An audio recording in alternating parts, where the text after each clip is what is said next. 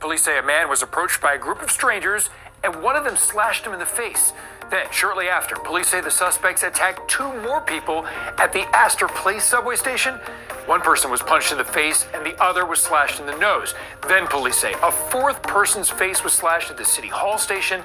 And around 5 a.m., a fifth person was stabbed in the eye and slashed in the back and neck. And now the big unanswered question right now is if all these incidents are connected. There's actually a couple of more big questions that the people who ride the train in New York might have. Let me see if I can think of a couple other big questions besides whether all these attacks are related. Who did it? Who did it? Have you caught them? What are you doing to catch them? And when you catch them, will they be out the next day?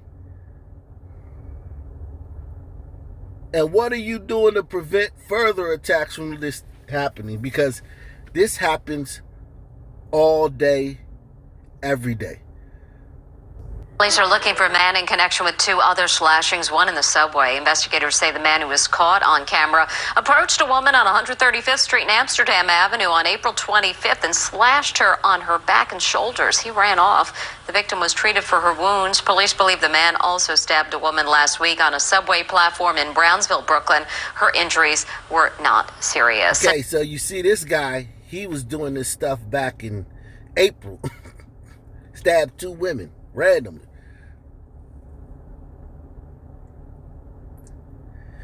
And this happens every day, all day, on the train. So we're talking about like a serious, serious problem. Like it's literally, this happens dozens of times every day on the train.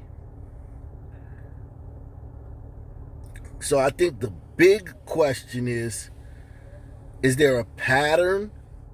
Like, what are the people doing? Is it white supremacists? Are they Trump supporters? Are they Capitol rioters? President Biden told us that white supremacists were the biggest threat to national security. Was it white supremacists? Is it Eskimos? Who's doing this? Increased concern over safety in the subway after a string of attacks. At least 4 people were slashed at different locations in Lower Manhattan early this morning, and police believe the same suspects were behind the attacks. CBS's Jenna DeAngelis live at Union Square with the very latest. Jenna. Mary, the MTA says there were 5 serious incidents this morning at stations, including the one behind me, many of them slashings, and the suspects got away. In the span of an hour, police say several subway riders were victims of unprovoked assaults, likely by the same 2 suspects. Among them, 3 subway slashings, which happened within 12 minutes on the 4 and 6 lines. The first before 4:30 this morning. Police say a 45-year-old man was slashed in the face at 14th Street Union Square. Then, on the train near Astor Place, 2 people were allegedly attacked. One slashed, the other punched. Police say then, at Brooklyn Bridge City Hall station, like the other incidents, a 44-year-old was approached by 2 suspects. One slashed him in the back of the head. It makes me scared to just even take the train. That's a crazy thing. Oh yeah, you better be afraid. You ain't a brother. Now, brothers, like, for instance, like, as being a black man on the train, which is not the black community. Now, if I was in the black community, yes, I'd be subject to this type of violence. Once you leave the black community, you go to neutral places, like the downtown of the city or the subway, just to give you a couple of examples. In those places, foreigners, white people, like this guy, looks to be Indian or something like that, or Southeast Asian, y'all become the dominant prey. Because in those situations, people are looking for easy they're not looking for beef. They're not looking to settle scores. They don't have any score with you. They're not beefing with you. You didn't kill their brother last year. You ain't from a neighborhood that's a rival to their neighborhood. So these brothers, when they're on the train doing this stuff, they're looking for anybody that's, anybody can get it. But they prefer to, pick on elderly people, women, foreigners, people that they view as vulnerable, sweet licks, because they're just trying to, lash out and harm people. But if you're black and you're elderly, then you could be in a whole lot of trouble. Begin at noon. That Harlem man you just saw pushed onto the subway tracks by a stranger tells CBS 2 more needs to be done to keep subway riders safe. CBS 2's Natalie Dudridge joins us live from the platform in Harlem with more. Natalie? Yeah, Chris, that victim, we spoke to him this morning. He said he was just standing here minding his own business like we are when suddenly a random person knocked him right off the platform. He said he was hurt and now could be out of work for several weeks. It's this over here, all over here. Then I got the bruise right here on my head. Randall Weaver showed us the injuries he's still recovering from after he was knocked onto the subway tracks. The 60-year-old says he was going to work at 5 a.m. this past Saturday, waiting for the 3 train at the 135th Street and Lenox Avenue station when he spotted someone acting strange. He wasn't on. He got off the train acting crazy. Like somebody did something to him. He was banging on the glass. Weaver says he had no contact with the man who suddenly pushed him. I didn't even know it until I realized I was off the platform on the ground. He said luckily no train was coming, but Weaver couldn't pull himself up, so 3 men quickly came to his aid. Oh, I thank them more than ever. I think that when I got back up on the platform, I told them thank you. Weaver actually got back onto the subway and tried to continue onto his job at the Parks Department, but realized... That's a rough city, Jack. My man's 60 years old, got pushed on the tracks, banged all up, and if you know anything about these tracks, like, it ain't nothing but steel, pointy steel, angled, like, you fall down there, you gonna get a bruising. He got back and tried to go to work. Salute to this brother, man. This 60-year-old guy, man. That's one serious dude right there. He was like, listen, man. They some tough people, man. I think I might have called in that day, man. I think that would have been a cue. I'd have been like, you know what? This is a sign. I need to take my butt back home. But homie was like, man, once them dudes out there, he was like, look, that was just a blip on the radar. The mission continues, man. Strong old brother right here, man. Salute to this brother, man. Salute, man. I thank them more than ever. I think that when I got back up on the platform, I told them thank you. Weaver actually got back onto the subway and tried to continue onto his job at the Parks Department, but realized he was too hurt and went home.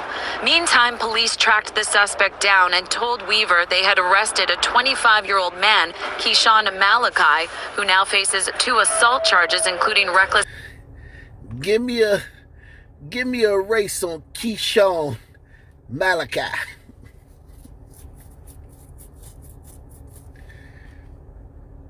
What do you see in your mind's eye when you think of the name Keyshawn Malachi? Keyshawn Malachi, who now faces 2 assault charges, including reckless endangerment. There's a lot of loonies out here now. I don't know where they're coming from. Too many people getting pushed on the track for no reason. So far this year, there have been 172 felony assaults, up 25% from last year. Commissioner Shea spoke on New York One this morning, saying the NYPD needs more support from the city. Certainly, we want to put officers in the transit system. And when we're putting criminals back on the street as quickly as we can, it is really hamstrung the police officers of this great city. So they're putting criminals back on the street as quickly as they can. That sounds like a great idea. So the guy who arrested him, if you don't know in New York, the guy who pushed this guy on the track, he got out the same day or the next day at the latest. It seems like he would have got arrested that morning, so he probably would have seen the judge.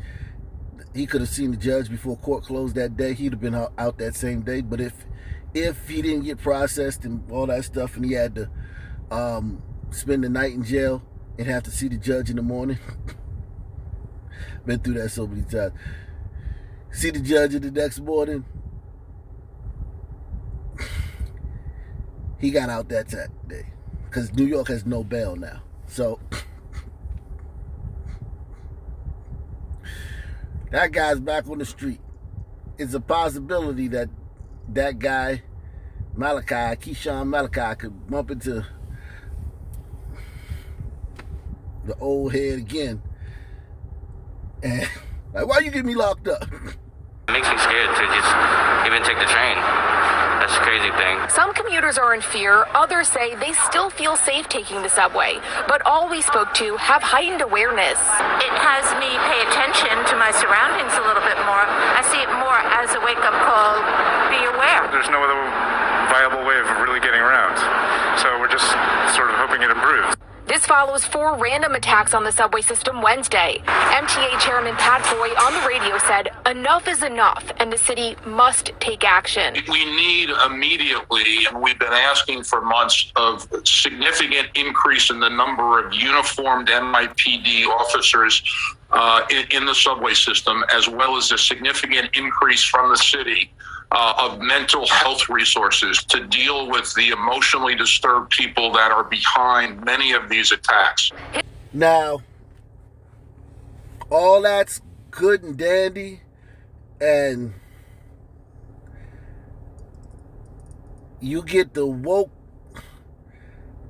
MTA Chairman CEO of the Year award, and all the blue checks on liberal blue checks on Twitter will give you a pat on the back and a like on your tweet. But you've defunded the police. You got rid of the plainclothes officers, so none of these guys have to ever worry about anybody watching them. Because if the only officers you have are uniformed. So if they don't see a uniform, they know it's a go to attack somebody. No bail, so they know that they're going to get out the next day. When they're going through their crazy, emotionally disturbed mind, they're thinking like, damn, I'm going to have to spend 3-4 months in jail until my court date. Hell with this, I'm going to let this guy pass. But now they have to think, oh shit, I'll be out the bar. Bonk. Slash. So, what the big thing that people in New York need is guns, man. So if the city is not going to protect them, the city's failed at protecting those people in New York, they're going to need guns, okay? These people in New York need guns. And I'm not talking about like the hoodlums and the thugs and the gang members, the hoolies, the bloods, the crips, the woos, the chews. They all have guns because they don't follow the law. But the laws in New York are very strict on laws. So law-abiding citizens don't have guns. So they need to make it legal for law-abiding citizens to carry guns. Because in places where law-abiding citizens carry guns, you don't have this stuff in Texas. You have crime in Texas. I do stories on Houston all the time. Dallas, Austin, San Antonio. I do stories on them all the time. And make sure you hit the like button, subscribe, because nobody covers the entire country like we do here. Hit that PayPal, that Cash App, hit that Super Chat. The way you let us know at the channel that you love us is by lighting up that Super Chat, lighting up that PayPal, lighting up that Cash App. But yeah, you don't have these problems. This particular problem of just constant, dozens of times a day, people getting slashed by strangers. Dozens of, because this story is just about the subways. They're not talking anything about above ground, the streets. These stories I'm showing you are solely about the subway. That's it. This stuff happens on the street very frequently too in New York City. So they need to make it so law-abiding citizens can carry guns by making it legal to carry guns. And I promise you, this type of behavior will slow down. It won't stop completely, but man, it'll slow down. We are also learning new details about a shooting at Silver Lake in Snohomish County yesterday. Everett police now say the man who was shot has died from his injuries. And witnesses to the shooting say the man shot had been chasing families with weapons and striking people before a bystander pulled a gun, shooting him twice. Q13 News reporter Steve Kiggins has the latest from Silver Lake. Hey, so this happened in Washington State. Washington State is an open carry state.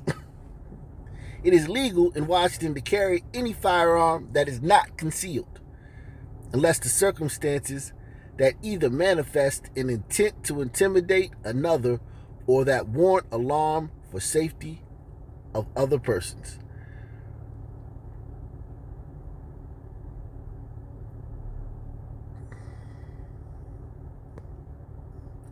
So, like I said, it won't cut it down completely. But it will slow it down. Everett police now say the man who was shot has died from his injuries. And witnesses to the shooting say the man shot had been chasing families with weapons and striking people before a bystander pulled a gun, shooting him twice. Q13 News reporter Steve Kiggins has the latest from Silver Lake. This incident happened in broad daylight. We had people out walking the sidewalks, enjoying the park with their families, even fishing here at the lake. That's when police say a man who was walking his dog became aggressive and violent. Hey, I mean, it's kind of unheard of, folks running around chasing old women, holding grandbabies with a baton, screaming. Howard. That's white privilege right there. Well, I wouldn't say white privilege. That's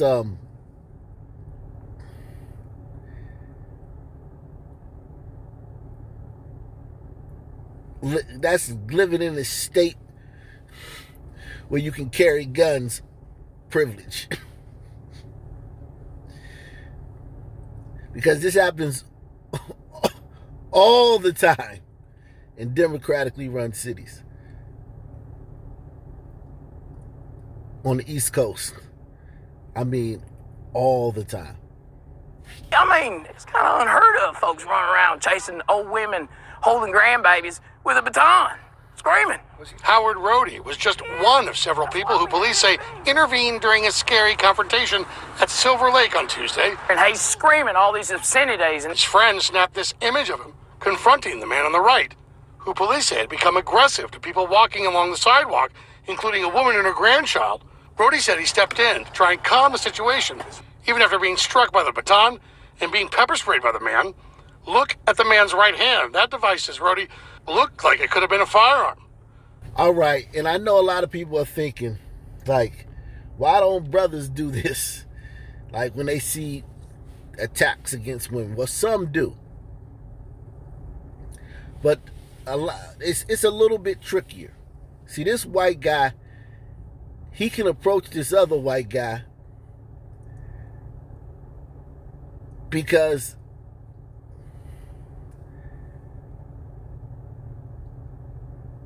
he doesn't know 40 or 50 white guys who've been murdered. See, when you're a brother like me or any other brother, you know, if you just go back to elementary school and all the people you know and all the people you lived in your neighborhood or the different neighborhoods you lived in, the people that you knew, you will know, maybe not intimately, maybe not, everybody wasn't your best buddy, but guys you know, that you can say you know. When they see you, well, what's up? You know about 40 or 50 of them that have been killed over the years, especially when you're in your 40s. If you deep into the streets, like a lot of guys I know, the deep in the streets, they know way more than that. But look, so this white guy, I would say, the white guy who approached this man acting crazy, he may know, what, 2 or 3 guys have been murdered in his lifetime? 3 or 4 guys have been murdered? The expectation of being murdered, the specter of being murdered by this guy is not where it is when you approach another black man. See, if you in D.C. or Baltimore and there's a black dude was doing all this crazy stuff and you walked like that guy, it's not over. Like, say the cops come, you done snitched on this guy. You know what I mean? He'll be out the next day. He'll be looking for, he sees you again, he mad at you.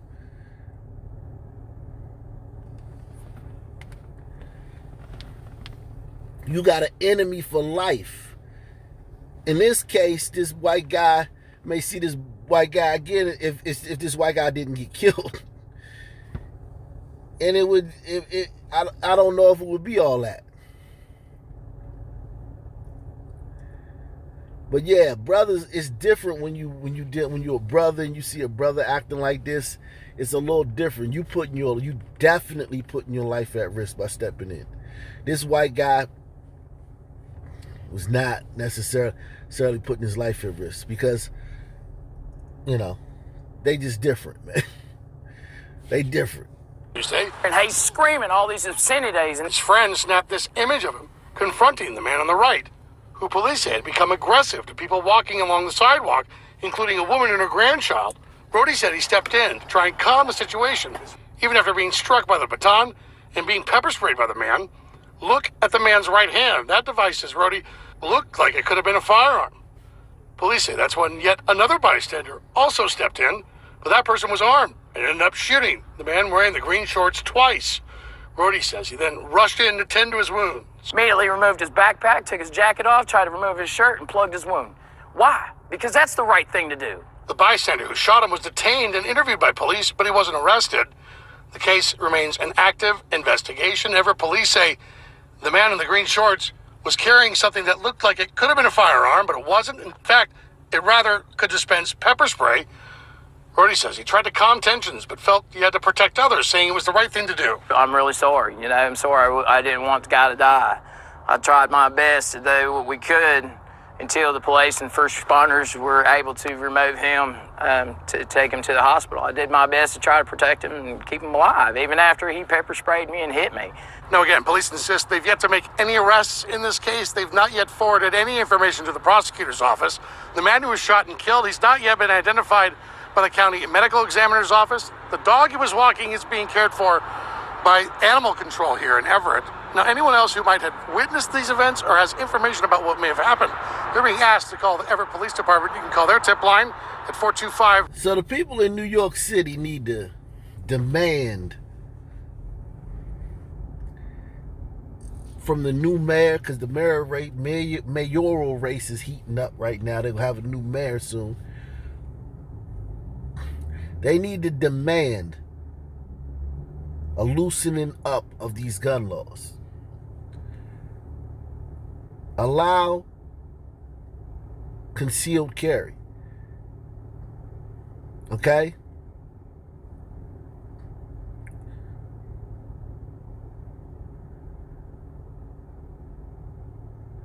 They have to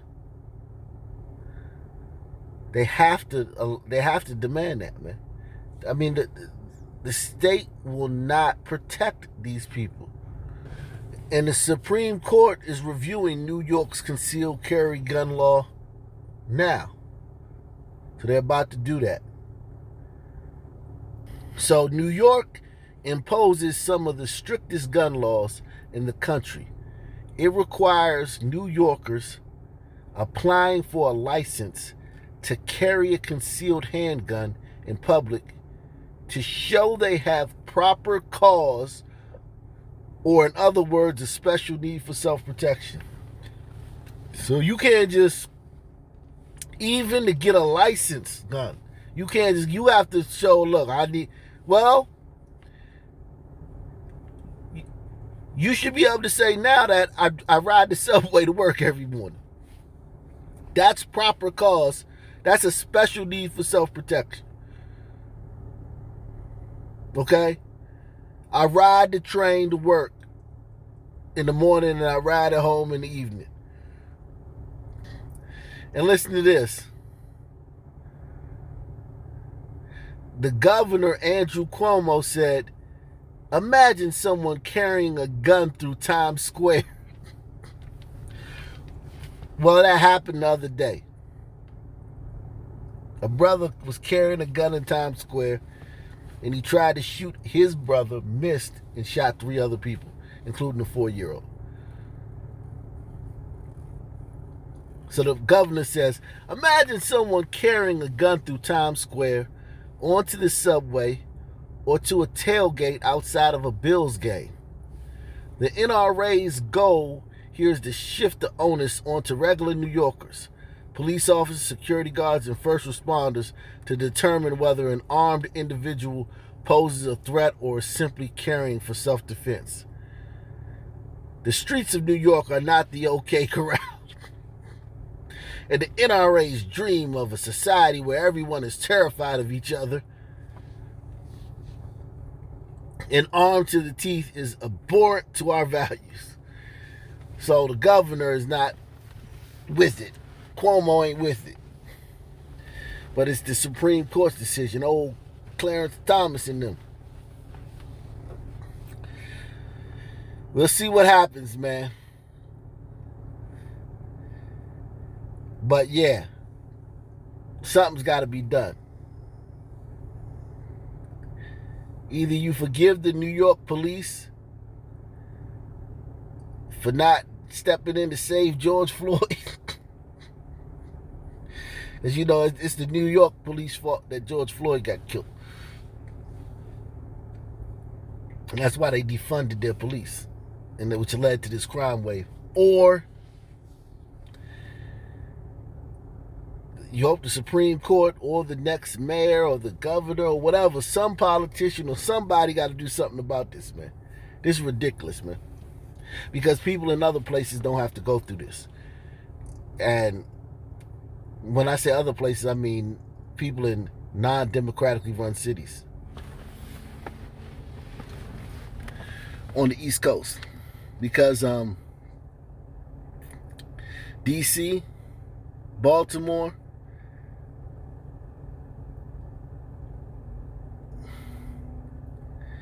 Jersey, New York, a lot of places where they got similar gun laws, the only people who suffer the law-abiding citizens. In here at 5 with the breaking news, the arrests and a string of slashings that terrorized people on the subway this morning. The NYPD has 4 people in custody. It is the latest in what has become a violent time in the subway. CBS 2's Jenna DeAngelis live now in Columbus Circle with more on this. Jenna. Christina Maurice, one of the incidents happened here at Columbus Circle Station. Police say a man was stabbed in the eye. Among at least 5 people hurt on the subway this morning. And as you mentioned, police believe the same group, those 4 people, are responsible.